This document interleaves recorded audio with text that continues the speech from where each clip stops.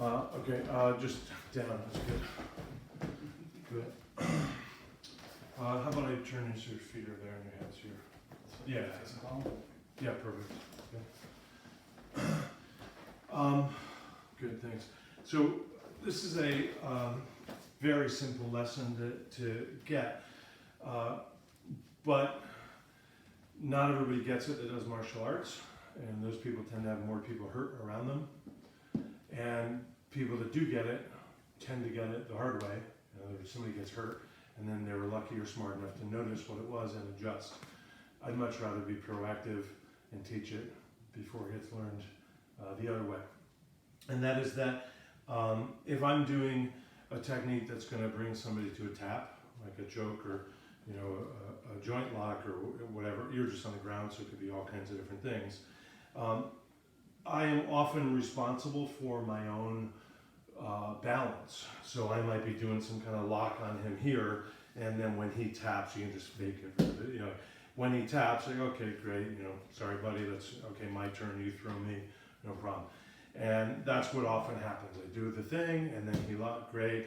I do the choke, and then he, great.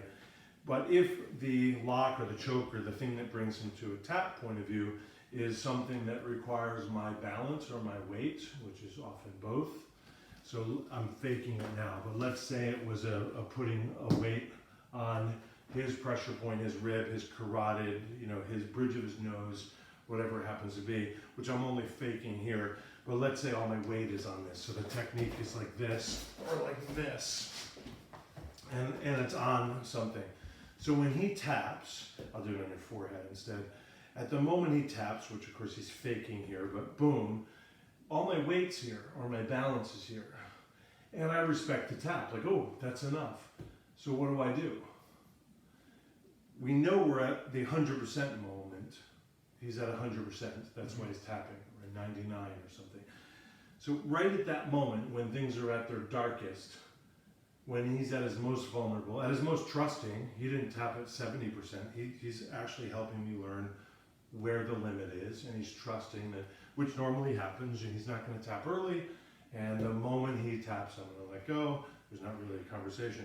So if I'm here, which of course this would be with my weight, and it would be somewhere that would probably cause him to tap instead of the forehead, the moment that he taps, if I respect that, which we can all assume, I want to get off. Well, my weight and my balance is here, so how do I get off? I push. It came from compassion, like, oh, sorry, dude, right? But right at the moment where he's at the too much level, when I respect that, but I'm not very smart, I actually push the one thing he can't handle more of.